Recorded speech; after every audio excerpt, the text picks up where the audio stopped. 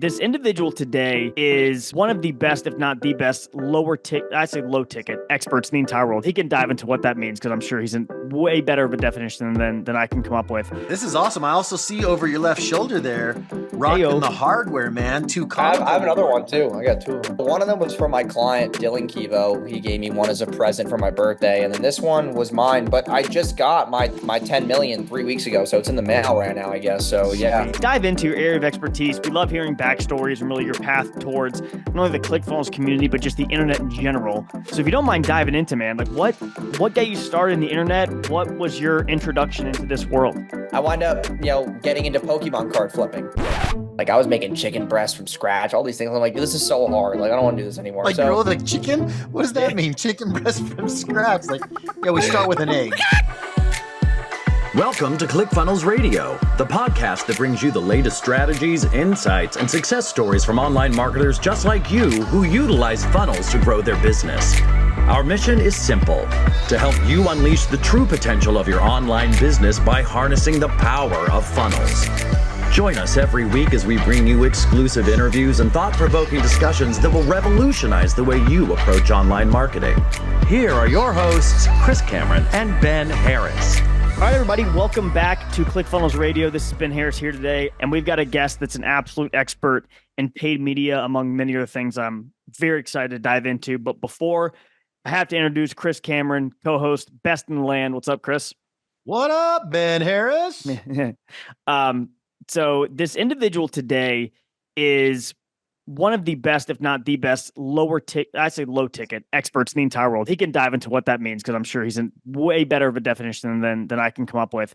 But someone that's spent tens of millions of dollars in paid ads, clients from many different niches all over the world, Facebook, all kinds of paid media. But I'm super pumped to welcome Jason Wojo to the program today. Jason, what's up, man? Good, bro. Thanks for having me. Yeah, we're super excited to dive in. This is awesome. I also see over your left shoulder there, rocking the hardware, man. I have another one too. I got two of them. Oh, sweet. Well, tell us about those. Was that a specific offer? Yeah. So one of them was for my client, Dylan Kivo. He gave me one as a present for my birthday. And then this one was mine, but I just got my 10 million 3 weeks ago. So it's in the mail right now, I guess. So yeah. Yeah. So I'm really pumped about that. I'm like, the only thing with the wall is like, I don't know where I'm going to put it because I think it's too big for like this thing right here. I'm pretty sure it's huge. So I don't know. I mean, it is bigger than those others, right? 10 million is bigger than 1 million. No, yeah. So we have to make, the size appropriate. Maybe a bigger office. We just got to build you something huge, right? Even for your C award, when you get it, we're going to need a lot of room for that one. Yeah, that's one that I've seen like has like the ring lights. And I'm like, that's right. You got it. I need that. That looks so sick. So as we dive into your area of expertise, we love hearing backstories and really your path towards not only the ClickFunnels community, but just the internet in general. So if you don't mind diving into, man, like what got you started in the internet? What was your introduction into this world? Yeah. So when I was in culinary school back in college, I wanted to be a chef?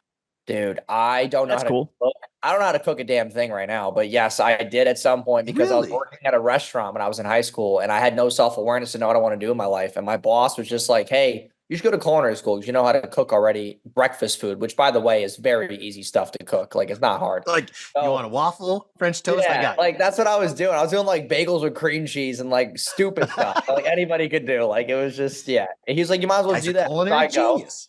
Yeah. So I wound up going and I realized that it wasn't for me. I was in these 6-hour labs. I was like, dude, I don't want to cook this stuff. Like I was making chicken breast from scratch, all these things. I'm like, this is so hard. Like I don't want to do this anymore. Like grow the chicken? What does that mean? Chicken breast from scratch? Like, yeah, we start with an egg. Yeah. It was just so tough for me to grasp the things. And I wound up, getting into Pokemon card flipping. That was one of my things. Like I was on the internet one day and I was just like on YouTube, looking at all these people making money on the internet. I came across Ty Lopez's ad, here's, car in my garage, that whole, angle. And then on top of that, I was looking at like people who, flipping Pokemon cards. And like, I found a YouTube video, I started learning it. And I had a whole shoebox in my car at the time while I was in school. And I took it out, went upstairs, started flipping these cards, like $7, $3, like small money. But to a college kid, like making $200 a week, that's a lot of money. I was doing that. And I was skipping school and stuff, so I wasn't really like passing. So I wound up dropping out. I took the Pokemon cards home, kept flipping them. And then I bought Ty Lopez's course eventually for the $9.97 for the SMMA course. Back then it was $9.97. Now it's like way cheaper. So I did that, and then I got into like local business marketing. So doing like SEO, Google My Business citations, like Google Ads, native, Facebook. I started doing like small budgets though, like $20 a day, $30 a day, nothing insane, but I was helping local businesses get more traffic. And then from there, I was very rebellious against school. So I started making videos on the internet about like, hey, like if you're in college, like drop out now. I was so passionate about this idea. I was like, dude, drop out, flip some Pokemon cards. Yeah. Make some waffles. I was doing it, and this brand reached out to me, and they had these shirts where it said like hustle, patience, gratitude, and they reached out and they wanted me to make videos with their merch. And they sent it to me for free. It was like hoodies and shirts. I made the videos. I sent it back to Greg, who was the owner at the time. And he's like, dude, these outperformed all of our other ads. And I was like, what the hell is an ad? First of all, like, I know that stuff. I was used to clicking boost posts for local businesses. I never did like back end ads manager. So that's what I thought an ad was boost post. I'm like, oh, like, cool. That's sick. But I didn't realize how much money he was spending a day. And I met him for lunch in Connecticut because I lived in New York at the time. Met him for lunch, and he was showing me how they were spending $2,000 a day on Facebook. And at the time, dude, I was broke college. I thought that was insane. Like spending $2,000 a day on Facebook. I was like, bro, this guy must be so rich. And like now working with tons of business owners, I realize how small $2,000 a day is now. It's like so freaking weird. But like, it's just interesting. And then I really just spiraled from there. He started paying me like $4,000 a month to make these videos. And that was the most money I've ever seen in my entire life. I stacked money for about 3 years. And then I moved to Orlando. And then I just built the agency from there on out. And that was really it. Like I learned so much working with Greg through emails, and like we were using ClickFunnels, like downsells, upsells, like the active campaign integrations, all this stuff that we were doing. We were doing free plus shipping offers back then, which today like are not always the most effective because of increased ad costs, but they can still be very, very profitable. Just depends on how good you are, direct response. But like back then, it was way easier to get cost per purchases below like $10 for a free plus shipping offer. Now it's like 20-ish, 30-ish. So like I learned a lot through that, and like, offer stacking, Facebook pixel tracking. Like there was no Hyros back then. So I was doing all of that, and like, dude, I learned so much. And we took it to like 23,000 paying customers in 11 months. We did it over like 1.2 million. And then he wound up selling it. And then I had to go out on my own. And then that's when I had to move to Orlando, because I had no other money, because he was my only client at the time. So I was like, all right, I have a little bit of money saved. Now I got to get my own clients. And that's why I started doing like cold outreach, Yelp, local businesses. And then I started building my thing from the ground up. And then that was it. Wow. Are you still doing Pokemon cards? You know what's crazy? Yes. And the crazy thing that I'm about to claim on this, which is the truth, is, dude, I flip Pokemon cards and I still make like 20, 30 grand a month just off flipping Pokemon cards. Hold up. What's the highest value card you've ever had in your possession? I have a Charizard PSA 9 and a Charizard PSA 10, which if anybody knows Pokemon cards, like one of those cards is worth about 150,000, and then the other one's like 20,000. So like, yeah, I mean, I asked the question like I know what I'm talking about, but dude, I don't have any idea. Yeah, and but like, it's funny because what? So I also do like sports memorabilia. So like this Kobe thing, that's the tickets from the last game, him scoring 62, and it's signed in an envelope by him. And like, that's pretty valuable. And then I have a piece of the Chicago Bulls of the court from when they won the championship. It's like, I know you can't see it, but yeah, there's a little piece with a replica ring. And that's like, awesome. I just collect these things. And there's a replica Kobe ring from a chip. It's crazy.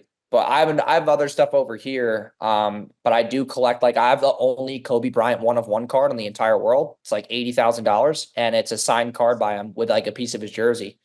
And dude, I just collect stuff like that because there's things that are like, it's not like buying something stupid. Like they're so valuable to where if you buy it, like you're already in the green. And yeah, I mean, dude, I'm very passionate about like trading cards. I still do it, and it's really fun. And like, dude, you know what's crazy is that a lot of people like they're building a business and scaling, but like there's so many things on the side that you can do that will supplement like your actual like active income. Like, dude, an easy 20, 30 grand a month from cards going up in value, or taking something from eBay for 20 grand and selling it for 24. Like you just made $4 grand in 30 minutes. Like it's something where if you understand market arbitrage, it's actually pretty easy to get into.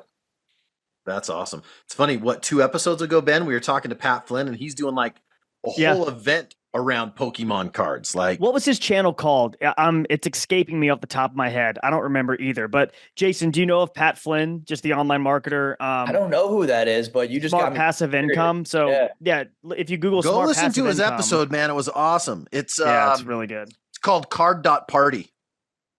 Okay, that's the event he has coming. He's got Anyways. tons of. Yeah, he's a huge. And that's what it is. It's a bunch of people going in and trading these things. But I always the reason I bring it back to marketing.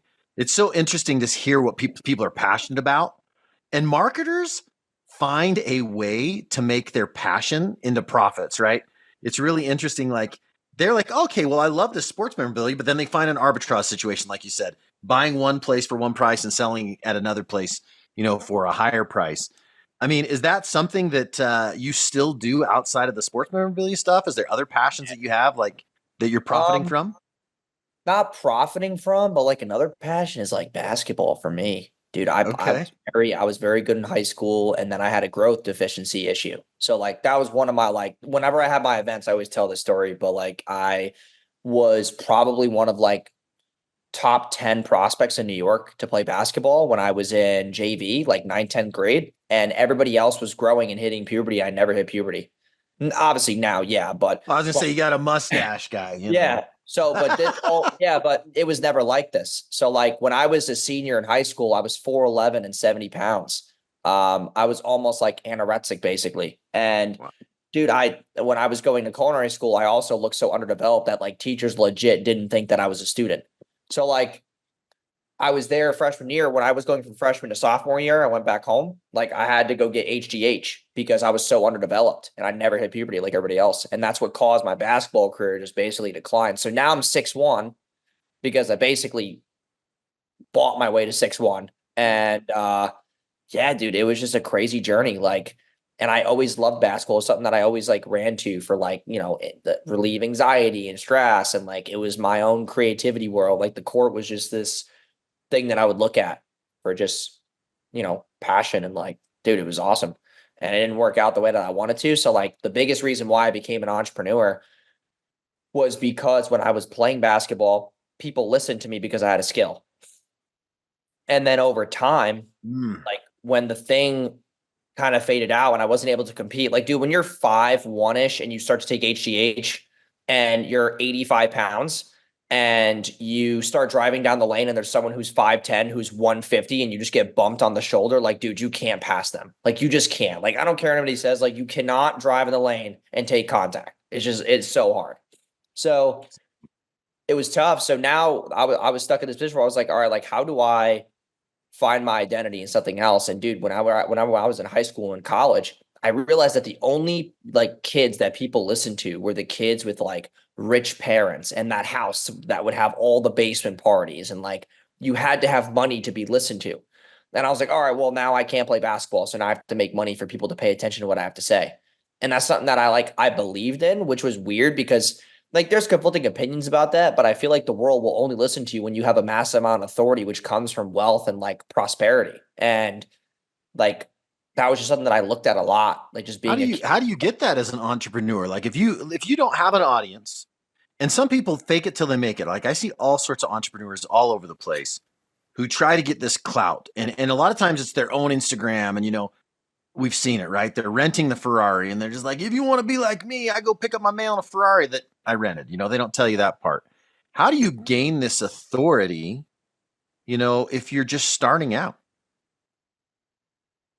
I think the biggest thing that I just started doing for the last 6 months that I never did in the beginning was like trying to get into bigger circles and trying to provide more value to like just people without asking for anything in return. I was just like, hey, like, I can do X, Y, and Z. I can help you guys out with this. We could do X, collab, whatever. Like I never like push people's buttons for money.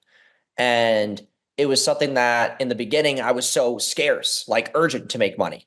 I was like, oh, like I have to make money. I have to pay bills. I have to get out of this race. And like now that I have money, now I'm just like, okay, like let's get into bigger circles. I want to communicate. I want to network with people that are bigger than me. I want to be able to be in better rooms. Like I want to be the stupidest person in the room.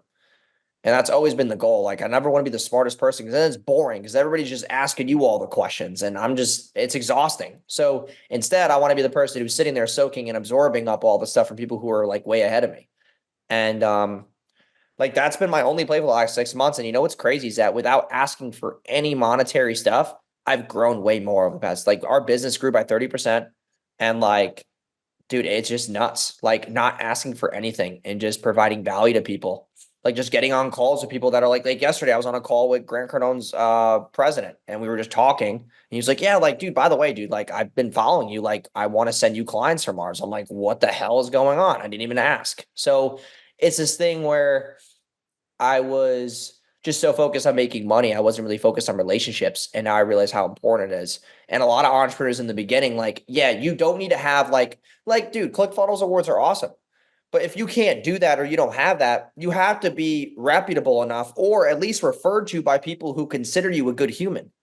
Like if you're just always out there trying to get stuff from people, people are going to know and they're going to talk about you. Like, hey, like, don't talk to that guy. He's just trying to sell you something. Like, dude, I've seen that happen all the time with either people that I've known or people at events that I've seen, or like, these people in the space that are like really sleazy. Like they get called that. And it's just something where it's not always about sales. It's not always about revenue. Like I'd rather be in a room with 50 people who vouch for me than like 50 people who I had to hard sell. No question. Yeah. How would you suggest, let's say, we have a vast base of listeners, right? From people that are at your level, from people that are just starting. Let's say they are just starting.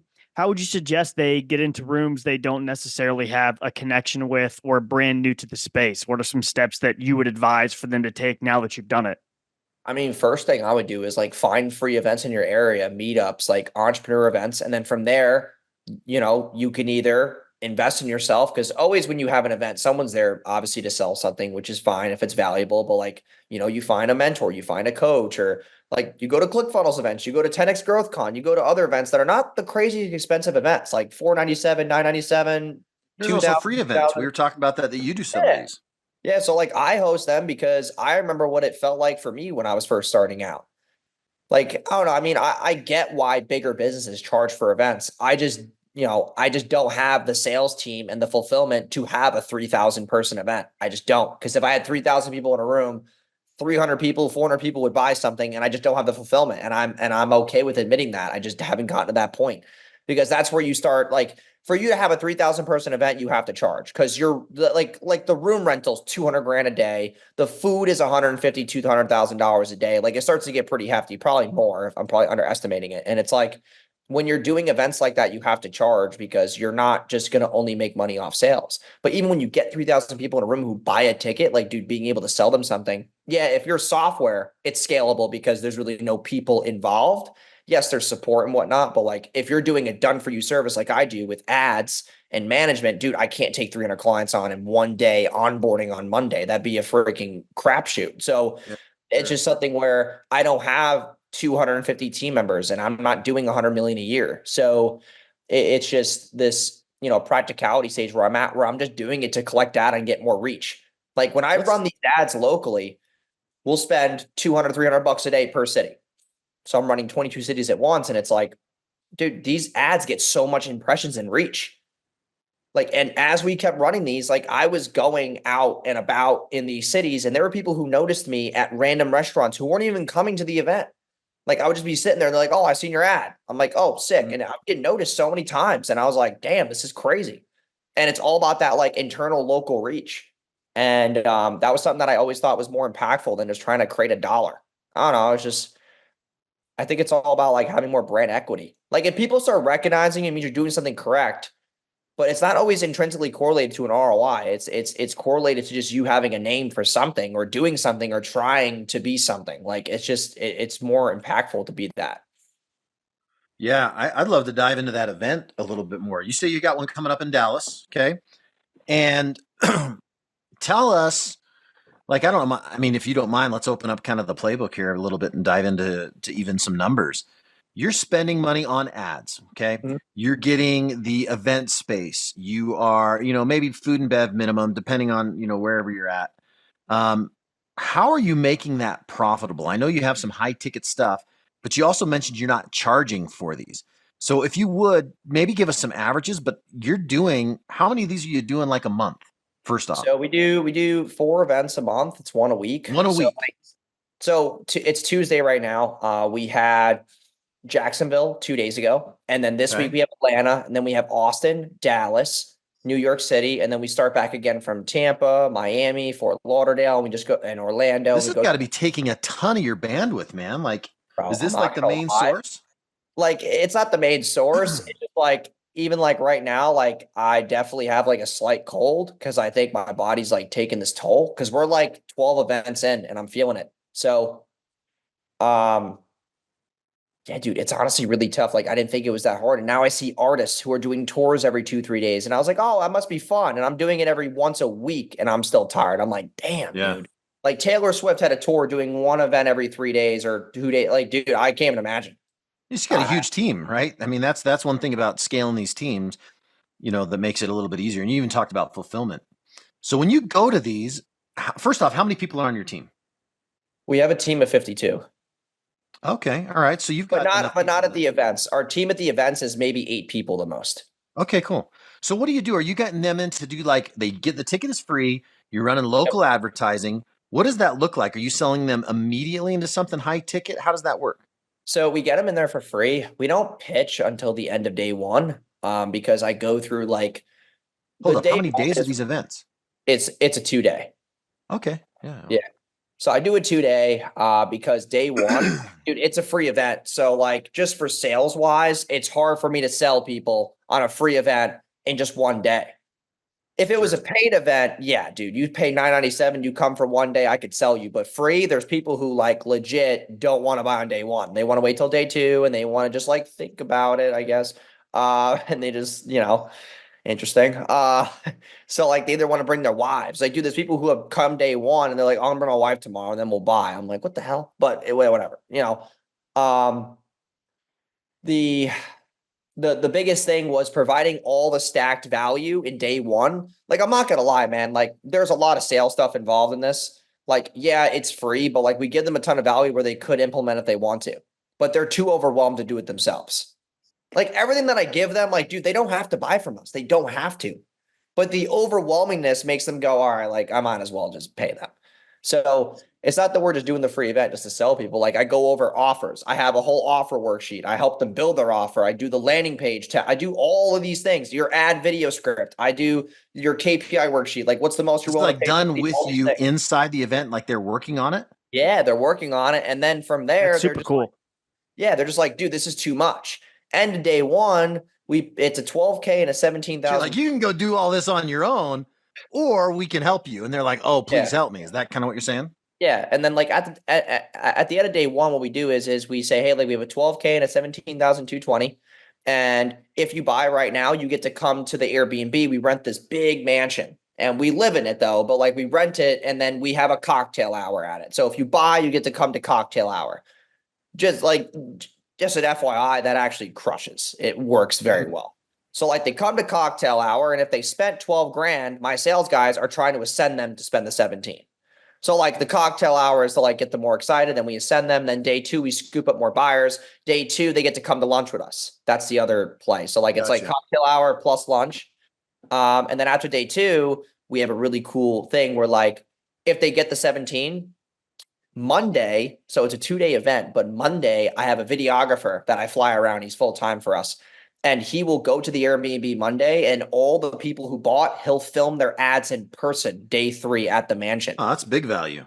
Yeah. So like, we'll get about 8 to 11 people per event who buy, about 8 to 11-ish. Some events we had 15. Miami always crushes. For some reason, Miami will just sell 20 people. It's freaking crazy. Yeah. But like, yeah. So your close percentage on a $12,000 to $17,000 is what? You told me you're getting 100 to 140 people. We'll get it. I mean, it's a very close. I mean, if it was a paid event though, I'd have a 25-ish easily, probably if I had to take a intricate guess. But like, it's not bad for a free event because I'll spend all in with travel between 20 and 25 grand. So I make a 5 ROAS and then I go home, or I go to the next event, or I'm flying to do a podcast or whatever it is. Like I'll just go get the content. That's the thing too that people don't realize is there's actually the back end piece of it. The biggest thing Huge that back end piece. yeah, the huge back end piece was literally not having to record content and being forced to. Like you're speaking for 2 days. I have 16 hours of video. I never have to sit in front of a camera again and be like, okay, scripts for the week. Like, no shot. It's done for me while I'm speaking and selling. So I don't have to ever like get a list of topics for YouTube and be like, all right, cool, this week's topics. It's all done for me when I'm speaking. So interesting. That was a cool part too. Also, between the breaks, we have people who come to the front of the room, they want to take a picture or whatever, or they just want to ask me questions. I mic up and I just answer questions, and those are short form reels. So like it's literally killing so many birds at once.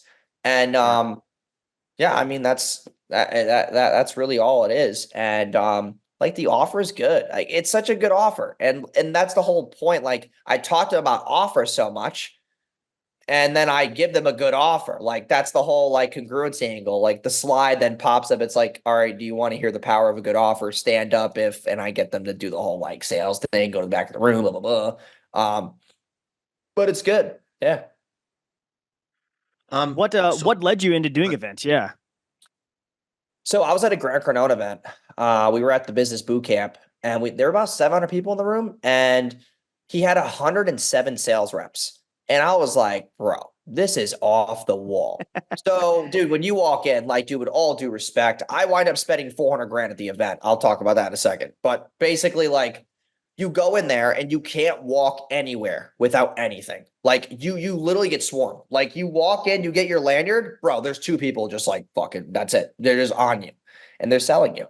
And there was like 10 people per sales rep. So like, no, 7 people, sorry. So like, you know, they're texting you the week before, they're sending you selfies and then videos on the iMessage, all that fun jazz. And then you know, basically you go there and they had this thing up on the screen, dude. It was like you know, those big red counters you see in studios where it says like a timer, but it's in red, it's digital. Bro, they had a counter up in the room showing you how much money they were making. I was like, what the hell? That's so weird. That's an invasion of privacy, low key, but it was so freaking impressive. Dude, they did 15 million in 3 days. I was like, yo, I looked at Casey. I was like, we're poor. We have to run events. And dude, he was like, oh, like, we can't just do that. We have to have a team ready. I'm like, nah, dude, I'm just going to set up the landing page when I get back and we're just going to run events. And that's what we started doing. And he was like forced to hire people. It was so funny. And like, dude, when I saw that, I was like, bro, like they're just playing on a different game. And I was like, this is crazy insane. Like, obviously I can't get 700 people in a room right now, but I want to be able to do that. Like, it was so impressive, man. Like just the setup and the organization and the systems and the processes and how the whole event ran. I wind up buying into Elite 125, which is like a private mastermind group. It's a lifetime. So it's like you get part of Brandon Dawson, you get a 6-month done for you, then a 15-month done for you. It's this whole spiel. It's called Elite 125. And it's like, it's pretty sick. Like the networks in there is nuts. Like the CFO of Microsoft's in it. It's crazy. So like the network and stuff is just insane. And you get to meet cool people too. And I don't know, it was something where, like when I saw all those things moving in person, I was like, bro, imagine spending, like they were talking about it on stage, how they spent 3 million to run the event and they made 15. And I was like, that's an insane ROAS. And that's crazy. The thing about that people don't realize about in person, like you could sell stuff online. That's awesome. And you could scale to 9 figures. Like if you do it well, like you guys do, but events, bro, you have the highest lifetime value from a buyer. Hands down the highest lifetime value. So like you get people in a room in person, you can shake their hand and actually touch them. They won't leave as customers. It's very hard to get buyer's remorse or refunds and chargebacks from people in person. So like, let's talk about fulfillment on that though. Okay. Cause I think it's easy and we paint this picture like, dude, I know events to go in and get everybody excited to do a landing page and get people there. One actually filling an event is extremely difficult to do. You know this. But fulfillment, it's not like you can say, sweet, man, we just sold 60, 70, 80 grand. And now you can go do the podcast. You go to the next event. There has to be a whole fulfillment on the back end, whether they shook your hand, they've looked you in the eyes, they know that you're legit. If you don't perform on that fulfillment, people will fall out like crazy and your reputation can get slaughtered. So talk to me about, you got 50 people. So if they come and they buy on a Friday, when are you doing these? Friday, Saturday? What are you doing? So they're Saturday, Sunday, and then they do. So their then film on Monday is like an onboarding. Like, what is that process like? They go through this and then what? So Monday they film their ads, and then Monday they fill out their onboarding form, and they're usually picking an onboarding slot between Tuesday and Thursday. So they're onboarding the actions pretty quick. But the thing that I realize is like with running an agency, they just want a quick win. Like if you get them a quick win in the first 24 hours, they're not leaving. Hence why we do day 3. We film their ads in person. That's the fastest quick win. No agency can do that, by the way. No agency out there is filming someone's ads within 24 hours of them buying. Like that's just ridiculous. So when I saw that as an opportunity, I was like, all right, we have to do this. Then we can scoop up people. Dude, there's people. Oh my God. Here's the other thing. We had people come to the house day 3. Dude, there's people who they had friends of that didn't get to make it to the event, and they bring them to the house and they buy the shit. So like, there's like this referral loop because they're all there in the city. So like, they'll bring their friend and be like, hey, here's my friend. I told him the price. He's ready to buy. I'm like, oh, sick, dude. Take his card. Like, that's literally what it is. And I'm like, all right, well, we got to film. Like, you got to sit down with this person, write your script, and you'll be next in line. You're in the queue, whatever. And then they're doing their script, and then they're recording within an hour. So it's like, that's happened many, many times. We had a girl at the Miami event. She had 3 sons who were realtors. She brought all 3 of them over, and we're like, yep, they're ready. I'm like, all 3? Jesus. So then we like signed up all 3, and then like they went to do their scripts, and like, dude, it was crazy. So it's good referral because they already refer people because they met us in person. That's the thing that like people who are listening to this need to understand is that the sales cycle is shorter.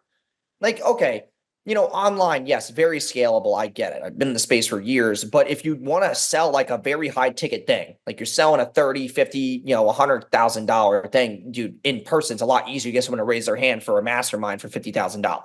It's a lot easier. Yes, you can sell through the phone, but you're obviously accommodating to a certain niche. You're calling people who have a $10 million Comic Club award. You're calling people who have even just a million. Like it just depends. So, it's something where it's a lot easier to convert. So like the other thing is that there's no objections they can't hide. So you're on a sales call and you're like, yeah, like, how does this sound? Do you see yourself being successful with this? Yeah, great. Okay, cool. Let's go through the contract. Yeah. So my turtle's outside. I got to talk to him first, then my wife, then all this random crap comes up. And it's like in person, dude, they can't run. And they see you in person. So the close rate's higher, objections are less, buyer's remorse is less. Like we've never had buyer's remorse. We've sold, 160 people from the events, and we've never had anybody fall out. So like, it's crazy. Zero have fallen out. Zero. Nobody does that. That's wild. 100. Well, it's 158. 2 people have paused payments because they had a medical thing going on. So that was understandable. But 2 people have paused payments. Dude, it's nuts. Because after the 12K or the 17, they go back on the monthly subscription. So like, also they're better business owners. We get to talk to them in person. Like we get to actually communicate with them on like, hey, like, what are you doing? Like open your CRM, open your laptop, show me. Because here's the thing, man, running an agency online, people will lie about their numbers on the phone just to buy from us. I see this shit all the time and it's so aggravating. Like they're like, yeah, we're making 20K a month. You go in their Shopify, it's like 6. I'm like, dude, you lied. Like 20K. Oh, like, oh yeah, that was for the last 3 months. I'm like, that's not what we asked you. Like, it's just something where like they're lying and it causes fulfillment issues because people just want to feel good. They want to be a part of a group. And in person, dude, we can literally sit there with them and be like, hey, like, do you actually have the money to invest? Like, do you mind showing your bank account? Like, we ask them that. I don't mind asking people that because I'm like, we can't work with you. If you're a service business owner and you don't have a sales team and you don't have at least 10, 20, 30K liquid to run ads, like, I'm not going to run this thing for X amount of months and then you drop out. I need to know if you have money or not. Like, I just don't want people lying to me. Or I'm like, hey, at least show me a credit line or whatever you have. Like, I need something to be able to validate that you could even join. Because the last thing I want is someone paying and then a month and a half in, they're like, yeah, so I don't have the money. I'm like, what the hell happened to the money? And they're like, oh, well, this thing. I'm like, so, and then they start talking about refunds. And then it's like this, dude, it's just like, it causes headaches too, because the fulfillment that people don't realize is that when you start with a client and you have a project and all of a sudden we tell this pod or my team to be like, yeah, we can't work on them anymore. Dude, they have to rear their focus now. And the focus was on that. And it's like, you're diverging so many emotions across the board to where now the team feels like it's their fault when it's not their fault. Like, It's just terrible. So that's the only thing about being in the ad space that's a little like haywire, is that people lie a lot about how much they make, which sucks. Is fascinating. It's cool to appreciate you kind of, pulling the curtain back, right? The entire model of what you're doing, really taking up a ton of time, and you need to have your own Jason Wojo, tour shirts of all the cities you've been to and stuff, like Taylor Swift, selling merch in the back. For one thing I wanted to touch on, and I know we have taken up a ton of our time, but I know you have so much knowledge to give in this space, is in the low ticket area, right? That's a huge, I guess, niche of yours that you're conquering right now. Can you elaborate on that at all, or, what you're teaching? Walk us through that. Yeah. So right now, we're working with a lot of the biggest people in the space on just low ticket, what we also call self-liquidating funnels. So, it could be a 5-day challenge for $27. It could be a PDF for $7. It could be a starter kit for $17, $27. It could be a course for $47, a mini kit or whatever, a launch kit, tool kit, whatever. The low ticket product space has been pushed down the road for the last couple of years, okay, because of heightened ad costs, okay? Yes, bigger people in the space run it, but all the people who were making 6 to 7 figures, they doubted low ticket for a while. Not every 6 to 7 figure entrepreneur runs low ticket. It's a very small amount of people, right? And what we found was just like, why are we so worried about the rise in ad costs? Like, you're blaming the rise in ad costs because your offer sucks. It's not about the ads. And I was sitting there, I was like why? One day I saw an ad and it was like a 5-day challenge for $27. And I was like, dude, this is so ingenious. Like, I know, and I have other clients too who sell $27 17s. And I started getting a lot of them results. And I was like, wait a second. Like, this is something that I should be doing, because they're self-liquidating their ad spend. It's free. And then we sell them high ticket. And all of a sudden, dude, I was like, boom. So then Casey, who's my CEO, I just went on the drawing board. I was like, dude, I'm changing like my private offer, because I only do low ticket offers with private clients. So like those are like for bigger personal brands and whatnot, or I do consulting. So like when I go into someone's business, I'm like, hey, you're running X. Like there's like, let's say for example, right? One of my clients, Ryan, he's spending $8,000 a day. And I'm like, you're spending $8,000 a day and you make no money on the front end. He's like, yeah. And I'm like, we're going to change that. So we built a whole low ticket offer. He replenishes $6,000 now, and he's got $2,000 left, and he's getting the same amount of leads, and he's getting buyers on his email list. And like, doesn't matter if you lose $2,000, you get the same amount of leads you're going to get anyway. So it's like, it's a self-liquidation, and buyers, second money is the easiest. So that's what I started to realize, like, okay, why don't I just go into people's businesses and form low ticket offers? And that's what I started doing. And it just crushed. And like, now I'm like this low ticket guy. So like all these people put me in group chats and they're like, oh, here's Wojo, he's my low ticket guy. Like if you don't work with him, you're like afraid to make money. It's the funniest shit. Like these messages I get in group chats are so funny. But like, dude, that's the thing that took me to another level, like brand wise. I was always the ad person, hey, run ads. Like, to be honest, man, everybody and their mom can run an ad. So that's why I wasn't really at the full expansion I knew I could be at. Then I became the low ticket guy, and that's when things really got like a lot more lucrative for me. And it was exciting because I got to work with bigger brands who could afford to spend more money on ads. Like they were okay spending $2-3 a day. I'm like, oh, sick, dude. Like, okay. And then some people spend 10, 20. I'm like, oh, this is great. So that's when I was funneling all the ad spend to these low ticket offers. And then also their sales team loves it because the leads are better. So leads are, let's say doing a free lead magnet. Like, dude, the only thing I would recommend you doing free for is either a live workshop, like once a week, or you're doing like a live event.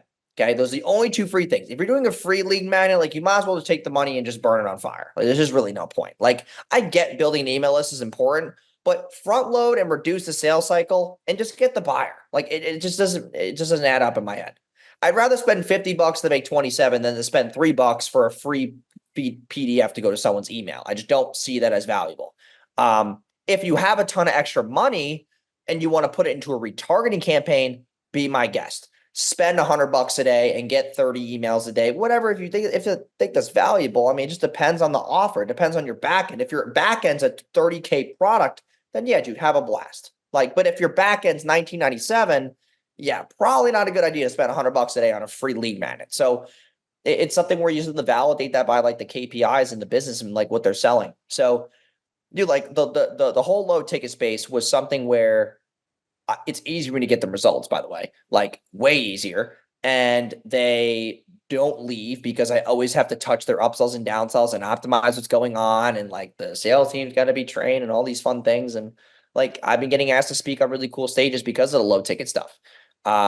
So it's just been really cool. Like people come to me more for low ticket than they come to me for the freaking ads. So it was just this thing where I was like, all right, I guess I'm just gonna be the low ticket guy. That's interesting that you do such a range, right? That you can be an expert Yeah, at right. low ticket, but then still jump in to sell something that's 17K.